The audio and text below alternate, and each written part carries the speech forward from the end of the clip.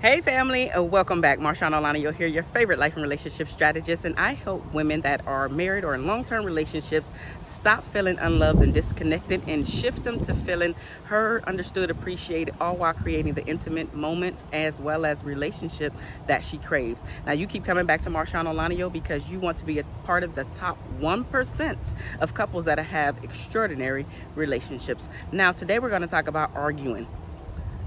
What does arguing have to do with the relationship? Here's the thing.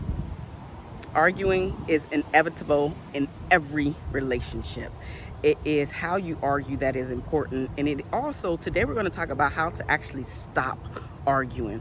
As I like to do, as I like to call it in my own relationship, in my own marriage, we don't have arguments, we have discussions, because that is the healthy way to argue. That is the healthy way for me and my husband to say exactly what we need to say, to disagree if need be, but to actually still respect each other, to respect one another without going off the handle, without blowing up, without actually calling each other names and threatening each other and just going down the rabbit hole of negativity.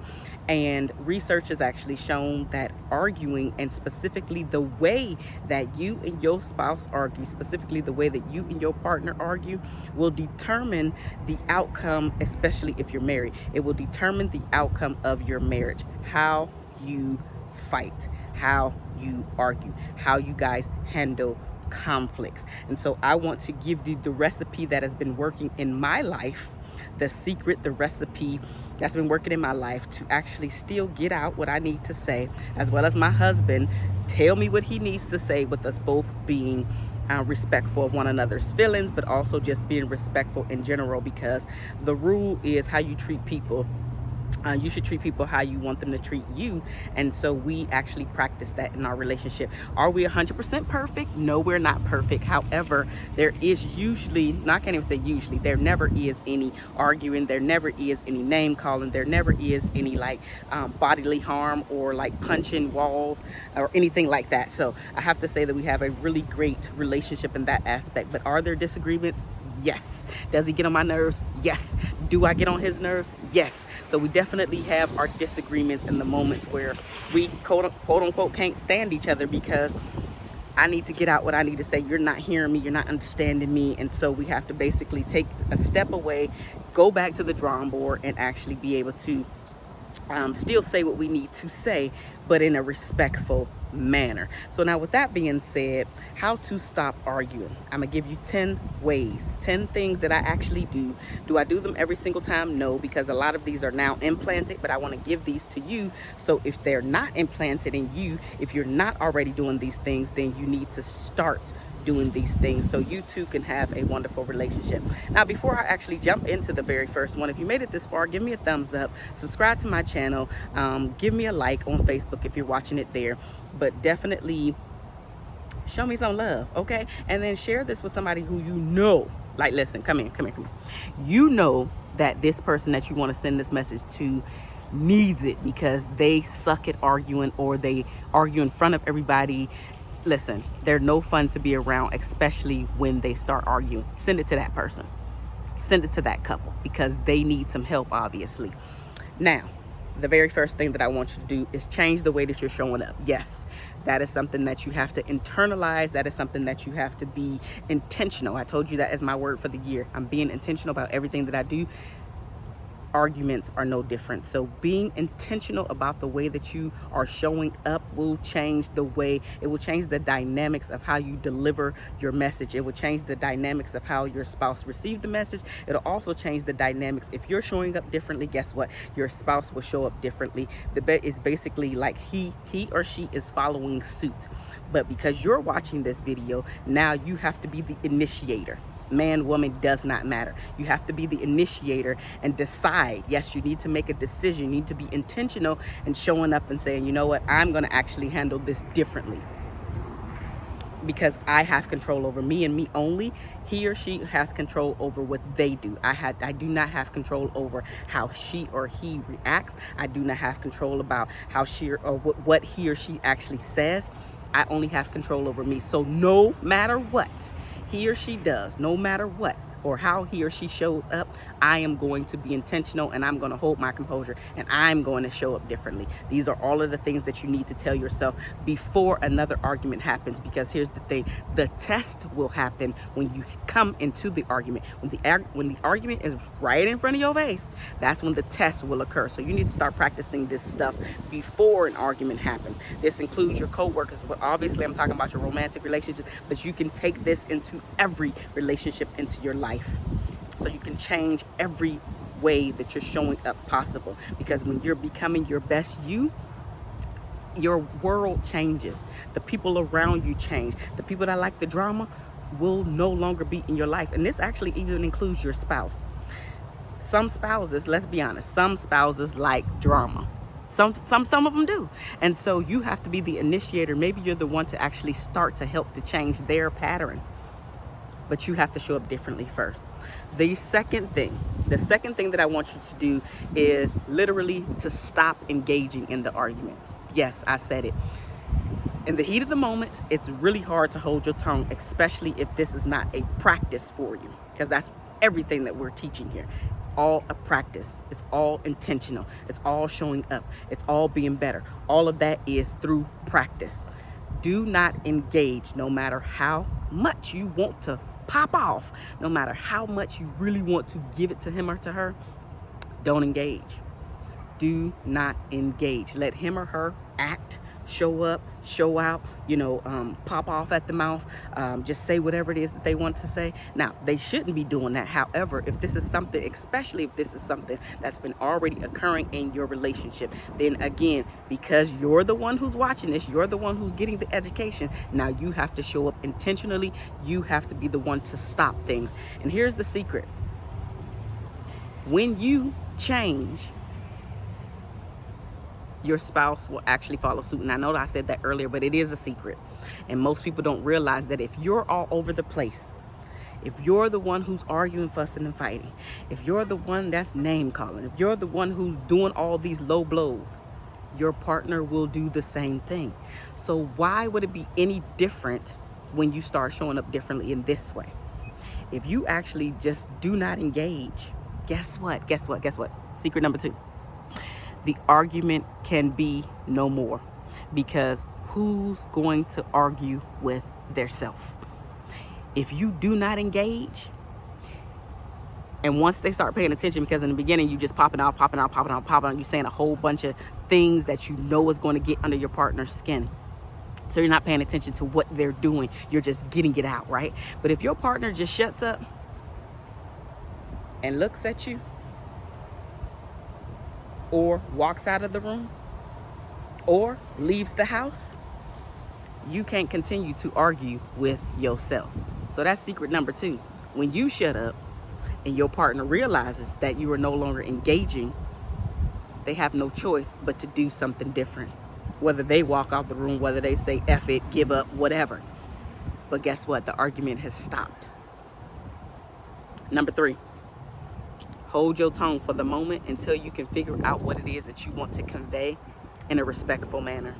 Yes, that's that don't engage. But the second part of don't engage is holding your tongue, because there's a lot of mean things that we can say to one another. There's a lot of mean things that we can say to actually hit low below the belt, but also to get your attention, because just because you showing up and being mean, don't get it twisted.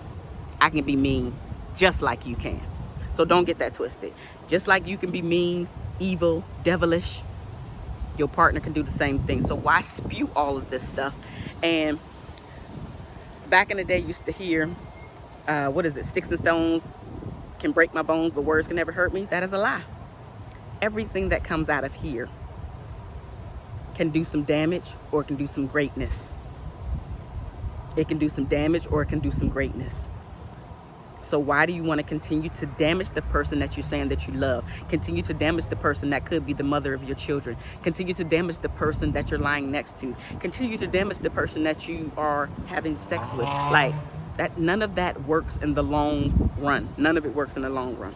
Number 4, how about instead of accusing and blaming and again engaging in the negativity, number 4, how about you ask some clarifying questions? So say for instance you were being blamed for Something as simple as the TV volume being too loud.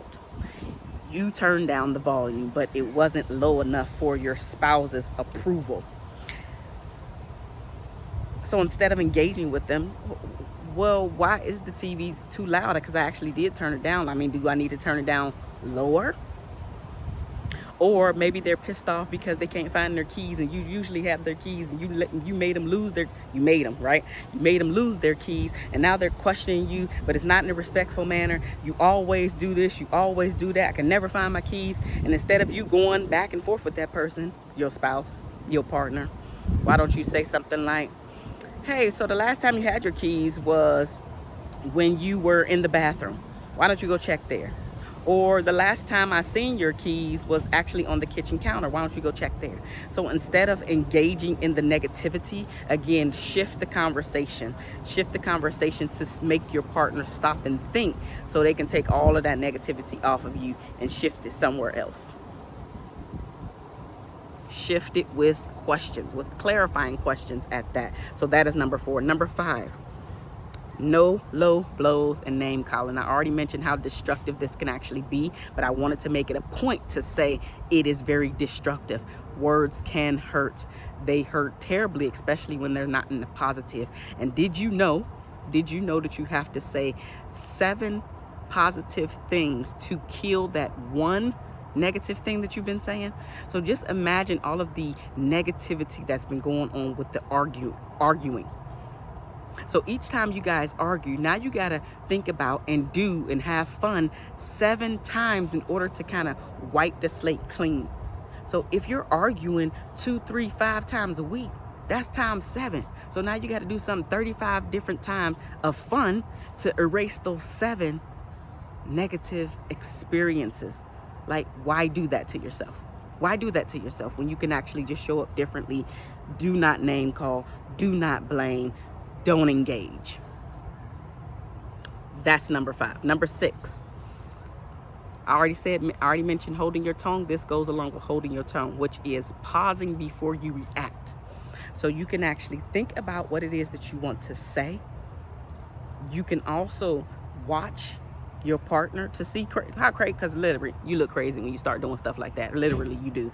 You can actually, maybe you need to look for an exit. But I want you to really pause. Again, popping off don't work. And if you've been doing if you've been having this same type of behavior for years upon years, maybe you should change your strategy, because arguing, fussing, and fighting is not serving you. It's not working for your relationship. It's no longer healthy. You two are more than likely being drawn apart from one another. There's distance building in your relationship because you don't know how to communicate effectively. So holding your tongue, but also pausing so you can figure out what it is that you need to say and flip whatever was going to go up here, out of here, from negative to a positive, to shift things. That might be the clarifying questions that I mentioned earlier. Number 7, talk to each other, not at each other. Don't you hate it when you're talking to someone and they're like talking to you, or I should say talking at you, like you're a child or like you're somebody stupid or whatever? And we have a tendency to do this in our relationships as well. And so why don't you talk to your partner like they're intelligent, like they are capable of understanding the words that are coming out your mouth, instead of talking at him or her? Because anytime somebody is questioning your intelligence, that's where the issue, that's where the problem comes in. That's where the backlash comes from. That's where that sharp tongue comes from, because we're not stupid, right? So don't act like I'm stupid. Don't come at me like I'm stupid. Don't bring stupid questions to me and then expect me not to say anything back to you. Talk to each other, not at each other. Number 8, strengthen your tolerance for the things that push your buttons. These are your triggers. You know what triggers you. You know exactly what triggers you. So why don't you, when you're using all of the tips that I mentioned earlier, you'll be able to strengthen your area of whenever those triggers happen.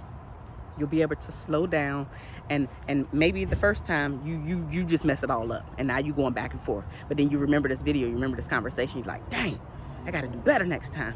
And then maybe you actually hold your tongue and then you can't take it no more. And then you pop off.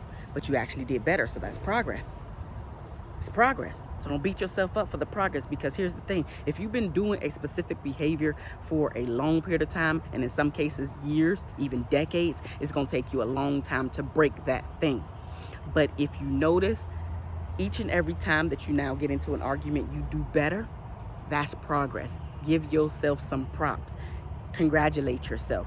And then you'll be more reminded that guess what, the next time around, I'll do better next time. I'll do better next time. I'll do better next time. I'll hold my tongue longer. I won't say anything. I won't engage. Like, a lot of this stuff will start coming to you. Again, you're not going to be perfect at all of these things. It took me years to actually get this together. Now, some of these things never applied to me anyway, but like such as the low blows and the name calling, I knew that was never healthy. But all of that is to say you're not going to get all of these correct the first time around. So do not beat yourself up about that, but be aware of it. And again, the name of the game is progress.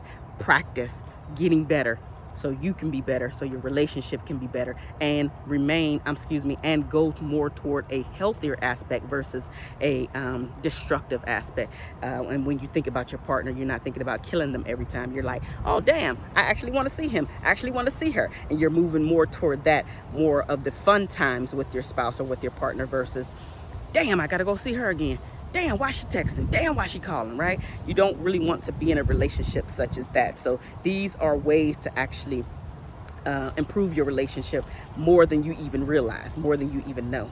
Number 9, change what you are avoiding. You know how I talk about those tough conversations?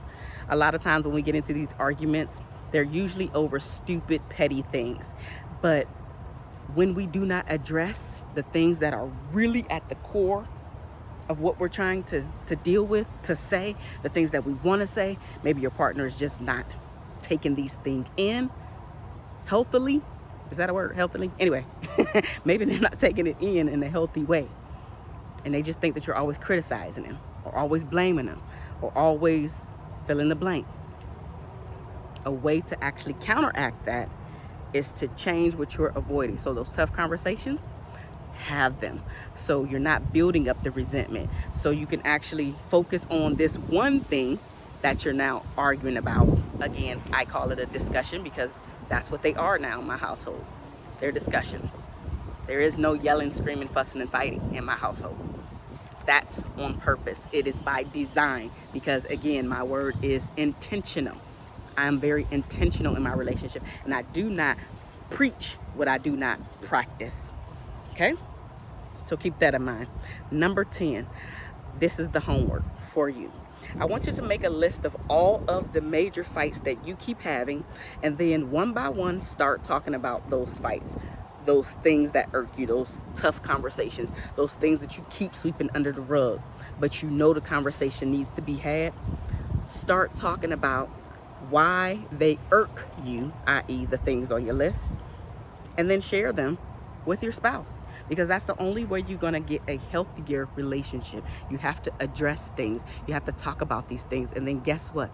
If you start knocking a lot of that stuff off your list, whether it's 2 things, 5 things, 10 things, 20 things, whatever the number is, once you start knocking those things off your list, you're going to see how much fun it is in your relationship. You're going to notice how much better your attitude is toward your husband, toward your wife, toward your girlfriend, toward your boyfriend.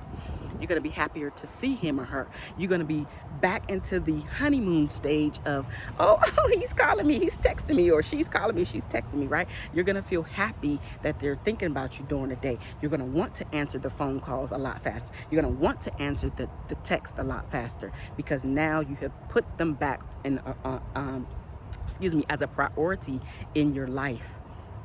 These are my top 10 things that I have been implementing into my relationship. Again, some of them I just have not had to go through, but a lot of them I have.